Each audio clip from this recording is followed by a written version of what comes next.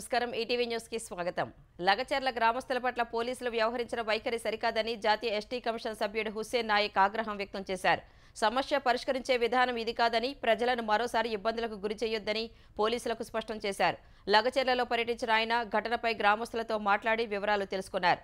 లగచర్లకు వచ్చింది కలెక్టర్ అని తమకు తెలియదని గ్రామస్తులు తెలిపారు. భద్రతా సిబ్బంది లేకుండా రావడంతో ఎవరో అనుకున్నామని చెప్పారు. పోలీసులు అర్ధరాత్రి వచ్చి భయభ్రాంతులకు గురి చేశారని, మధ్యాహ్నం జరిగిన ఘటనపై అర్ధరాత్రి రావాల్సిన అవసరం ఏంటని ఎస్టీ కమిషన్ ముందు మహిళలు కన్నీటి పర్యంతమయ్యారు. గొడవ జరిగిన రోజు పొరపాటు జరిగిందన్న గ్రామస్తులు భూములు ఎట్టి పరిస్థితుల్లోనూ ఇచ్చేది లేదని తేల్చి చెప్పారు. తరువాత పోలీసులను అడిగి వివరాలు తెలుసుకున్న హుస్సేన్ నాయక్ ప్రజలను ఎందుకు భయపెడుతున్నారని అడిగారు. దాడి చేసిన వారిపై మాత్రమే చర్యలు తీసుకోవాలని సూచించారు. కలెక్టర్ గ్రామానికి వచ్చిన రోజు భద్రతా చర్యలు చేపట్టకపోవడం సరికాదన్న ఆయన లగచర్ల ఘటనపై 10 రోజుల్లో నివేదిక ఇవ్వాలని సీఎస్ డీజీపీని ఆదేశించారు. శాంతి భద్రతల వైఫల్యం వల్లే లగచర్లలో అధికారులపై దాడి జరిగిందని బీజేపీ ఎంపీలు డీకే అరుణ, ఈటెల రాజేందర్ ఆరోపించారు. సంగారెడ్డి జిల్లా కంది జైలులో లగచర్ల ఘటనలో అరెస్టు చేసిన 16 మంది రైతులతో 2 ఎంపీలు కలిశారు. కాంగ్రెస్ సర్కారు రైతుల నుంచి బలవంతంగా భూములను లాక్కోవడానికి యత్నిస్తుందన్న వారు, ఫార్మా కంపెనీ వద్దంటూ 8 నెలలుగా అన్నదాతలు దీక్షలు చేస్తున్నారని గుర్తు చేశారు. ప్రభుత్వం బేషరతుగా క్షమాపణలు చెప్పి లగచర్ల గ్రామస్తులను జైలు నుంచి విడుదల చేయాలని డీకే అరుణ, ఈటెల రాజేందర్ డిమాండ్ చేశారు. లగచర్ల గ్రామస్తులు ఢిల్లీలోని జాతీయ మానవ హక్కుల కమిషన్ ఎస్టీ కమిషన్ను కలిశారు. వీరికి మద్దతుగా నిలిచిన బీఆర్ఎస్ నేతలు ఢిల్లీ తీసుకువెళ్లగా ఫార్మా విలేజ్ భూసేకరణ పేరిట తమ గ్రామంలో జరిగిన పరిణామాలు, పోలీసులు తమ పట్ల వ్యవహరించిన తీరుపై కమిషన్కు ఫిర్యాదు చేశారు. భూములు ఇచ్చేందుకు నిరాకరించడం వల్ల తమ కుటుంబ సభ్యులను అరెస్టు చేసి కటకటాల్లో పెట్టారని ఫిర్యాదులో పేర్కొన్నారు. ఈ వ్యవహారంపై విచారణ జరిపి తమకు న్యాయం చేయాలని బాధితులు ఎన్హెచ్ఆర్సీని కోరారు. తరువాత జాతీయ ఎస్టీ కమిషన్ను కూడా కలిసి ఫిర్యాదు చేశారు. ఎస్సీ కమిషన్తో పాటు మహిళా కమిషన్ను కూడా కలిసి తమ పట్ల పోలీసులు వ్యవహరించిన తీరును వివరిస్తామని లగచర్ల బాధితులు తెలిపారు. ఏపీలో అరబిందో సంస్థ నిర్వహిస్తున్న అంబులెన్సులు ప్రజల ప్రాణాలు తీస్తున్నాయని సర్వేపల్లి ఎమ్మెల్యే సోమిరెడ్డి చంద్రమోహన్ రెడ్డి ఆరోపించారు. గోల్డెన్ అవర్ ప్రమాణాలను ఎక్కడా పాటించలేదని, తద్వారా వేల మంది ప్రాణాలు తీసిందని ఆక్షేపించారు. శాసనసభలో ప్రశ్నోత్తరాల అనంతరం ప్రవేశపెట్టిన సావధాన తీర్మానంపై సోమిరెడ్డి మాట్లాడారు. అంబులెన్సుల్లో అత్యవసర ఔషధాలేవీ లేకుండానే కాలం గడిపేసిందని వ్యాఖ్యానించారు. ఫెమా నిబంధనల్ని ఉల్లంఘించినట్టుగాను ఆరోపణలు ఉన్నాయని అన్నారు. కేవలం విజయసాయిరెడ్డి బంధువుగా ఉండి గత ప్రభుత్వ హయాంలో టెండర్ పొందిన అరబిందో తీవ్ర నిర్లక్ష్యంగా వ్యవహరించిందని చెప్పారు. ఈ వ్యవహారంపై విచారణ చేయాల్సిందిగా సీనియర్ ఎమ్మెల్యేలు ధూళిపాళ్ల నరేంద్ర, బుచ్చయ్య చౌదరిలు కూడా డిమాండ్ చేశారు. 336 పాత వాహనాలనే వినియోగించి ప్రభుత్వ సొమ్మును కాజేశారని సభ్యులు తీవ్రస్థాయిలో మండిపడ్డారు. దీనిపై సమాధానమిచ్చిన మంత్రి నిర్వహణ లోపంపై అరబిందోకి నోటీసులు జారీ చేసినట్టు తెలిపారు. ఆంధ్రప్రదేశ్లో మహిళపై నేరాలు, ప్రభుత్వ చర్యలకు సంబంధించి శాసన మండలిలో అధికార ప్రతిపక్షాల సభ్యుల మధ్య తీవ్రస్థాయిలో వాదోపవాదాలు జరిగాయి. కూటమి ప్రభుత్వంలో మహిళలపై నేరాలు పెరిగాయని ఆరోపించిన వైసీపీ ఎమ్మెల్సీలు వరదు కళ్యాణి, కల్పలత, యేసురత్నం దిశ యాప్ వినియోగంపై స్పష్టత ఇవ్వాలని కోరారు. వైసీపీ సభ్యుల ఆరోపణలపై మండిపడిన హోంమంత్రి అనిత దిశ చట్టం అమల్లో ఉంటే వైసీపీ హయాంలో నేరాలు ఎందుకు పెరిగాయని నిలదీశారు.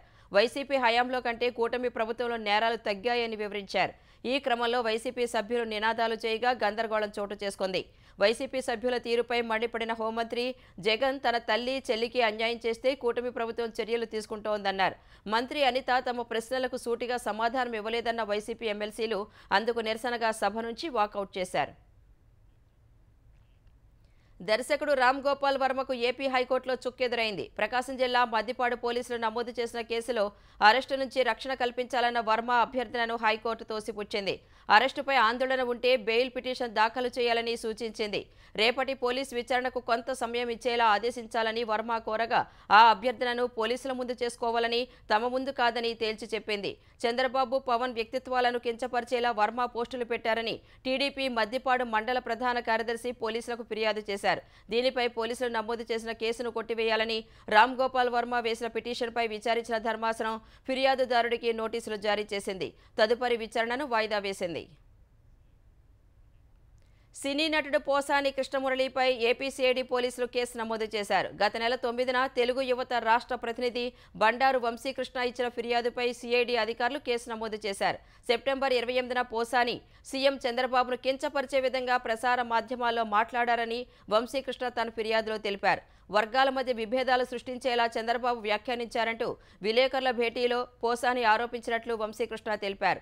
సీఎం వ్యక్తిత్వాన్ని కించపరిచేలా దూషించారంటూ సిఐడికి ఫిర్యాదు చేశారు. పోసాని వ్యాఖ్యలు తెలుగుదేశం పార్టీ కార్యకర్తల మనోభావాల్ని దెబ్బతీశాయని వంశీకృష్ణ తన ఫిర్యాదులో పేర్కొన్నారు. పోసాని కృష్ణ మార్ఫింగ్ చేసిన ఫోటోలను చూపారని ఆరోపించారు. పోసానిపై చట్టపరంగా చర్యలు తీసుకోవాలని కోరారు. దేశ రాజధానిలో గాలి నాణ్యత మరింత దిగజారింది. అనేక ప్రాంతాలను దట్టమైన పొగమంచు కప్పేయగా వాయు నాణ్యత సివియర్ ప్లస్ స్థాయికి పడిపోయింది. ఈ ఉదయం 7 గంటలకు గాలి నాణ్యత 483గా నమోదైంది. కాలింది కుంజు ప్రాంతంలోని యమునా నదిలో హానికారక నురుగు తేలుతూ కనిపించింది.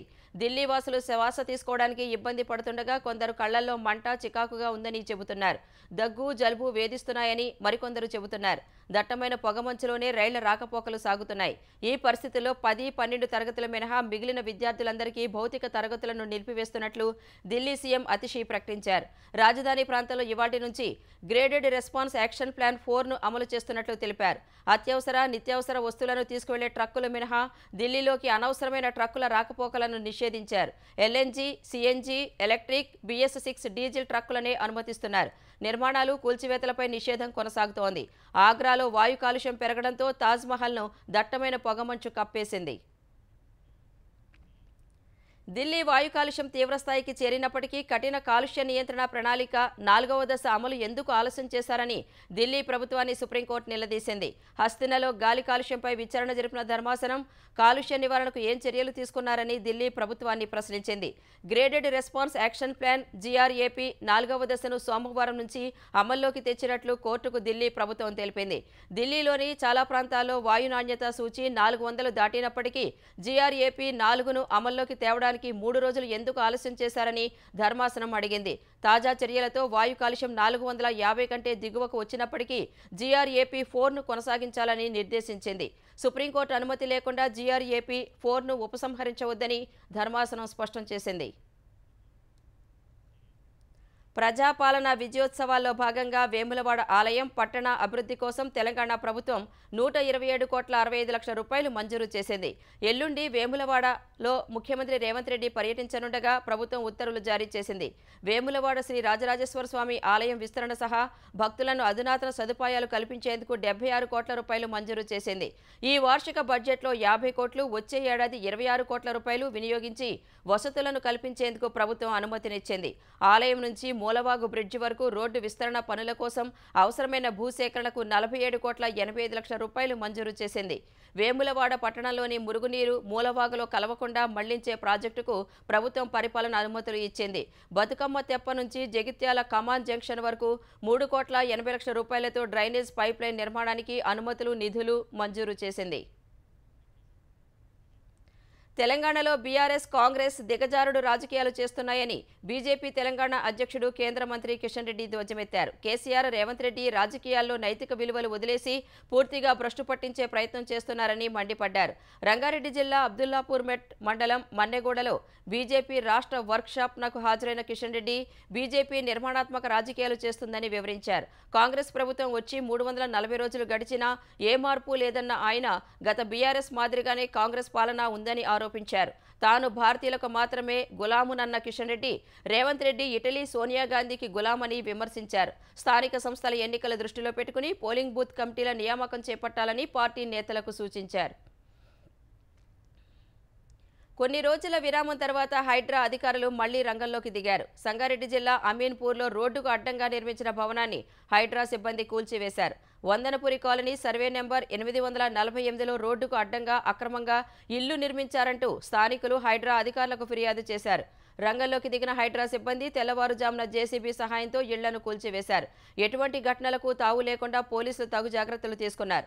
మరోవైపు lake man of India Anand మల్లిగావాడ్తో కలిసి చందానగర్లో పర్యటించిన హైడ్రా కమిషనర్ రంగనాథ్ బక్షికుంట, రేగులకుంటను పరిశీలించారు. బక్షికుంట, రేగులకుంట అభివృద్ధి చేసిన తీరును తెలుసుకున్నారు.